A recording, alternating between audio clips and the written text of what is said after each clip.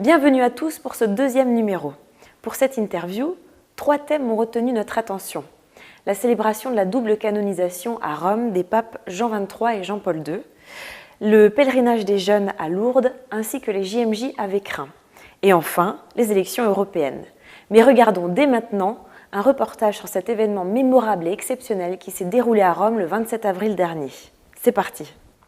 La canonisation des papes Jean XXIII et Jean-Paul II était l'occasion pour les pèlerins présents à Rome de s'associer à l'action de grâce de l'Église pour ces 2 nouveaux saints. De nombreux Polonais avaient fait le voyage jusqu'au Vatican, donnant une coloration internationale à ces célébrations. Monseigneur Laglaise, présent à Rome, a lui aussi vécu ce mélange culturel. Je naviguais comme ça pour vivre cette catholicité, pas uniquement rester franco-français, mais voir un petit peu plus large que la fête des Français. Une 50aine de jeunes de la fraternité franciscaine de Beach étaient venus à Rome et ont pu, après une nuit d'attente, s'installer place Saint-Pierre pour la messe. Je ne pensais pas du tout qu'on pouvait arriver place Saint-Pierre et donc je suis très heureuse de pouvoir vivre cet événement qui est un événement d'église très fort. Et c'est dans la ferveur et l'action de grâce que s'est déroulée la canonisation des papes. J'ai vraiment porté le diocèse de Metz et puis je n'ai pas oublié aussi que j'étais pasteur du diocèse de Valence. Donc aussi cette demande au Seigneur d'être pasteur selon le cœur de Dieu. Monseigneur, bonjour. Bonjour. Merci à vous de nous accueillir dans les locaux de l'évêché. Oui, soyez les bienvenus. Merci. Alors Monseigneur, le 27 avril dernier, vous avez participé à la célébration de la double canonisation des papes Jean XXIII et Jean-Paul II. Pour vous, quel a été le moment le plus fort de cette célébration ? Il y en a plusieurs, c'est normal. D'abord, c'est cette foule immense. Donc les évêques, nous étions sur au pied des portes de la basilique de Saint-Pierre, donc surélevé, de voir cette foule et par moments ce silence.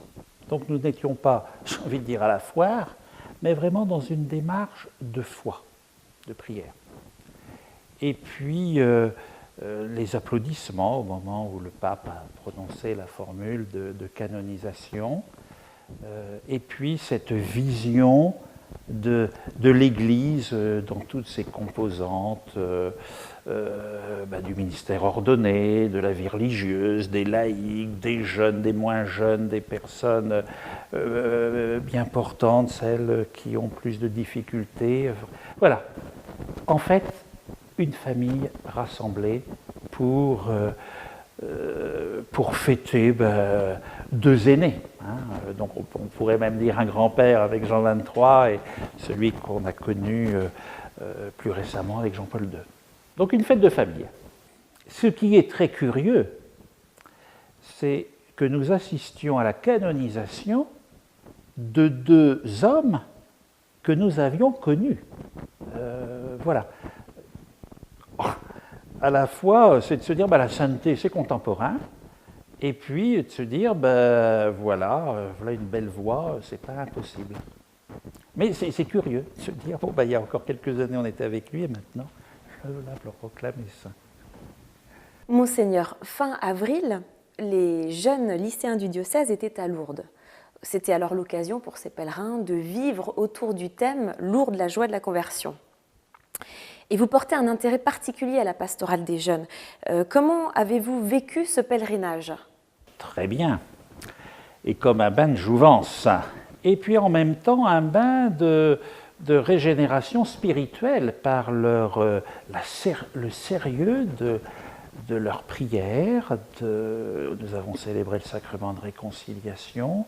Ils ont été aux piscines, tout ça.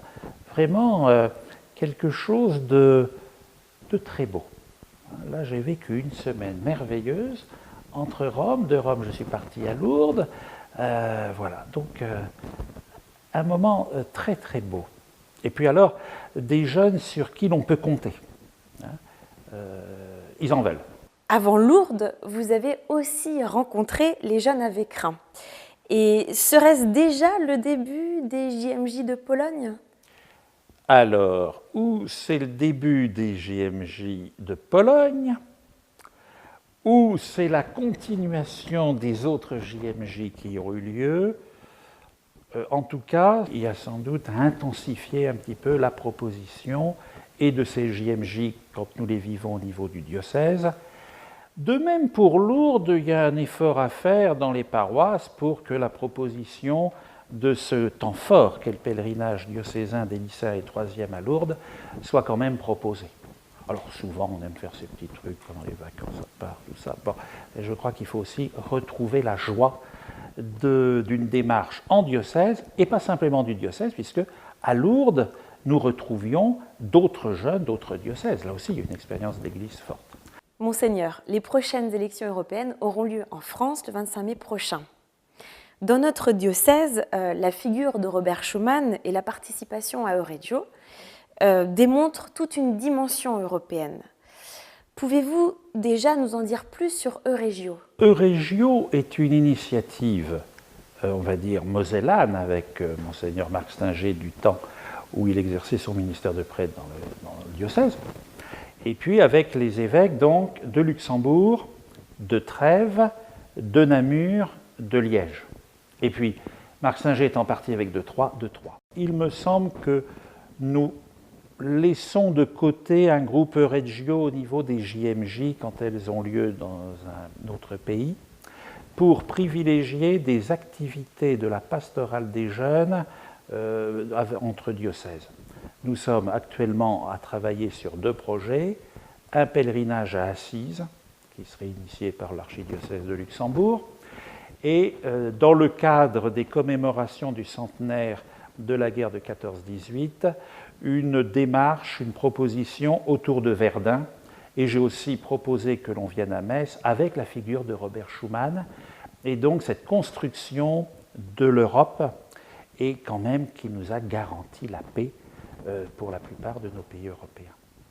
Donc Euregio, là, va sans doute peut-être prendre une autre configuration, mais reste vraiment une proposition pour les jeunes et les jeunes adultes de vivre quelque chose dans cette dimension européenne et de grandir dans cette connaissance mutuelle de ces pays limitrophes, Luxembourg, Allemagne, Belgique et la France. Et à propos des élections européennes ? Pour les élections européennes, donc du 25 mai, où là c'est l'ensemble des pays européens qui va donc élire ses futurs députés, il me semble qu'il ne faut pas nous désintéresser de cette question de l'Europe. Alors certes, comme toute institution, elle est à parfaire, il y a sans doute à retrouver l'idée des pères fondateurs, ne pas uniquement baser l'Europe que sur des aspects de finance, d'économie ou autre, mais de faire grandir l'estime, la fraternité et la mutualisation entre les différents peuples européens. C'est-à-dire de ne pas avoir de l'Europe qu'une vision marchande, mais d'avoir de l'Europe une vision de l'union, j'ai envie de dire, des cœurs et des génies que porte chaque pays. Au revoir et merci à vous pour cet accueil. Et puis nous nous retrouverons très bientôt. Eh bien, avec plaisir, à très bientôt et au revoir à tous.